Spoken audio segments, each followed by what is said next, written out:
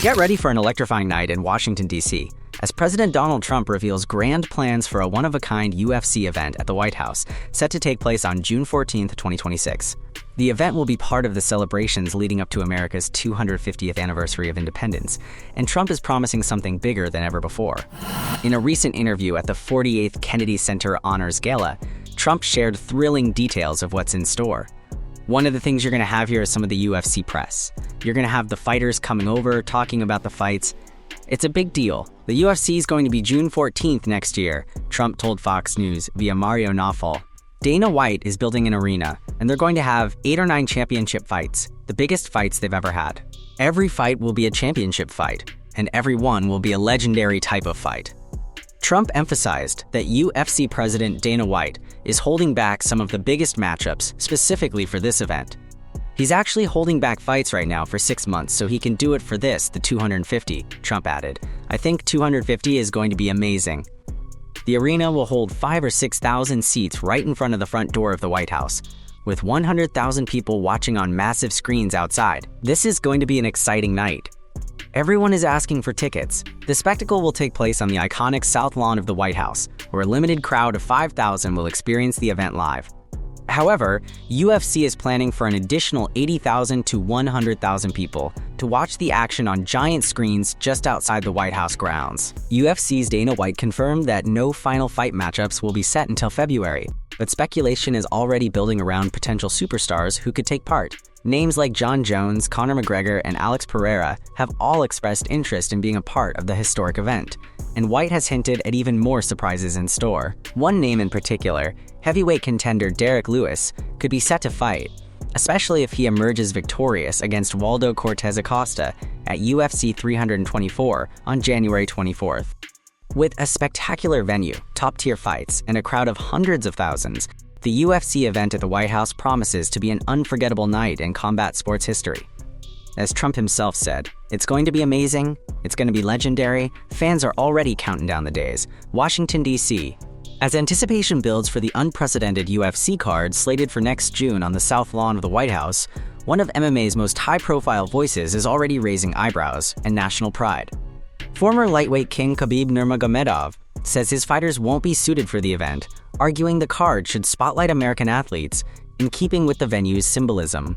In a recent interview with Josh Thompson, Khabib argued that staging fights at the White House demands more than star power. It demands a representation of America. "If you're making White House fights, it has to be more American fighters," he said. "A Georgian fighter against a Russian? That's not interesting in front of the White House. It has to be American guys representing a country." Given Khabib's legacy, a fierce competitor with deep roots in Dagestan, the remarks mark a rare moment of restraint from the champion-turned-coach. The implication: some top non-American contenders may be excluded, regardless of their championship status, simply because the venue demands a particular nationality. What we already know, the UFC White House card has rapidly morphed from a wild proposal into one of the most anticipated spectacles in combat sport history, but remains laced with uncertainty. On June 14th, 2026, the UFC will host its first ever event on the grounds of the White House. The date aligns with both the national celebration of America's 250th anniversary of independence and the 80th birthday of Donald Trump, who first floated the idea publicly. The venue is planned to be the South Lawn, with a temporary arena seating around 5,000 minus 6,000 spectators. For those not inside, the UFC and White House plan a massive public viewing experience. Large screen displays in nearby parks are expected to accommodate 80,000 minus 100,000 fans. The event is being billed as the biggest fight night ever. According to Trump and Dana White, UFC's president, the card is expected to feature 8 or 9 championship fights, shattering the UFC's previous record for title bouts on a single night. White has reportedly been holding off booking major fights for the next several months, essentially stockpiling marquee matchups specifically for the White House card. Who's in? Rumors, hype, and a few hard realities. Despite Khabib's call for an American-heavy lineup, there's plenty of speculation about who might actually make the cut for June 14th. Fighters reportedly being looked at for the card: Conor McGregor. The Irish star continues to agitate for a slot on the card, though his status is complicated by an 18-month doping suspension handed down in late 2024. Islam Makhachev, the former lightweight champion, remains a major drawing power, especially given his immense popularity and dominant fighting style. Reports indicate interest in pairing him with rising stars or even setting up a high-stakes super fight for the White House event. Derek Lewis, Trump has been vocal about Lewis being a favorite, and UFC brass have hinted that if Lewis wins his upcoming tune-up fight, he could be eyed for a slot on the card. Additional speculation includes names like John Jones, Bo Nickel, and several rising American contenders, partly to satisfy the American fighters criterion voiced by Khabib, and partly to maximize domestic buzz. Challenges remain matchmaking complexity. With potentially 8 to 9 title fights, UFC needs to coordinate multiple weight classes, title holders, and contenders, a logistical headache. Even the company's 12 weight class champions may not be enough, forcing some fights to be for belts or interim belts to pad the card. Security and logistics. The South Lawn of the White House isn't exactly a typical fight venue. The proposed plan includes installing a temporary octagon, seating for up to 6,000, weigh-ins at the Lincoln Memorial, and potentially replacing the grass afterward, reportedly at a cost to the UFC of $700,000. Public perception and symbolism. The prestige of fighting at the White House brings scrutiny. As Khabib suggested, what's fitting for the venue, national symbolism, American representation, may clash with the inherently global, merit-based ethos of MMA. Why this matters. More than just fights, the UFC White House card is more than just a night of punches and submissions.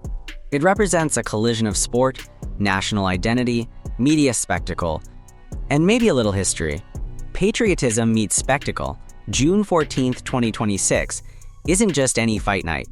It'll coincide with the United States' 250th anniversary of independence, a milestone many are calling America 250. The choice of venue, the White House, amplifies that patriotism and adds a layer of symbolism almost unmatched in combat sports. Having American fighters headline such an event would serve as a kind of national showcase, a celebration of homegrown talent on U.S. soil. That seems to be the argument Khabib is making. A historic moment for MMA. If the card delivers 8 to 9 championship fights on a single night, it will redefine what's possible in mixed martial arts. No UFC event has ever attempted anything like this. It would likely be the largest fight card by both scale and prestige, attracting global viewership via streaming deals, now secured by the UFC's new partnership with Paramount+. For fighters, landing a spot on this card, even a co-main event, could define their careers. For the UFC, it could be the most profitable and culturally resonant show it ever stages. The gamble: legacy or backlash. However, with great ambition comes great risk. Critics will look at the card not just as a sporting event, but as a spectacle tied to politics. Some will argue it's a stunt. Others will question whether nationalistic undertones, choosing Americans over possibly better international contenders, undermine the integrity and global spirit of MMA. If matchmaking is compromised to fit nationality or spectacle, fans and fighters alike might view it as showbiz rather than sport. Worse, a botched event, poor fight quality, logistical failure, or security mishaps would be remembered not as historic but as reckless. Looking ahead. What to watch early 2026 will be decisive. According to UFC insiders, fight bookings for the White House event are expected to begin in the first quarter of 2026. That means matchmaking must be finalized by roughly February to March. That timetable will test both logistical execution and the UFC's ability to deliver 8 to 9 title-grade fights. Key names and potential showdowns: Conor McGregor, if cleared after his suspension, eligible March 20th, 2026, and wild speculation holds, could he headline a massive welterweight or lightweight showdown? McGregor has publicly courted the card. Islam Makhachev versus rising contenders. As a reigning champ and with massive in demand, Makhachev seems a top pick. Rumored names include rising contenders or potential super fights. Derek Lewis. With the backing of Trump and potential comeback stories, Lewis remains a dark horse, especially if he wins his next scheduled fight. Other American prospects. Given push from voices like Khabib, expect names like Bo Nickel or other rising US fighters to be considered, especially if UFC wants to lean into patriotic appeal. Broadcast and reach under the new media deal with Paramount+, plus occasional CBS windows. The White House event will likely reach a massive global audience, possibly the largest in UFC history. Heavy marketing, primetime slots, and national interest position this card to become a pop culture moment, not just a fight. The bigger picture: UFC, identity, and the unscripted spectacle. The fallout from Khabib's comments shows this. The UFC White House event isn't just another card. It raises fundamental questions about what major sports spectacles mean in the 21st century.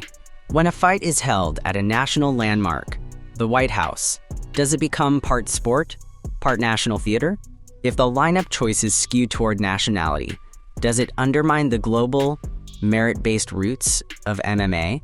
Can the UFC, in pursuit of spectacle and commercial success, still respect competitive integrity, or will this card become more about pageantry than punches? In many ways, this upcoming fight night could set a precedent. If carefully handled, it could redefine what a marquee MMA event looks like, blending sport, patriotism, entertainment, and global viewership. But if it fails in hype, execution, or fight quality, it may become a cautionary tale about overreach in combat sports. For now, the world watches and waits. Fighters train, matchmakers plan, promoters dream. And the White House lawn? It's preparing for what could be the loudest, most chaotic, and most historic fight night in MMA history. So that's the wrap for this video. Here are some interesting topics on your screen. To watch the next content, click on the video showing on your screen. Don't forget to subscribe.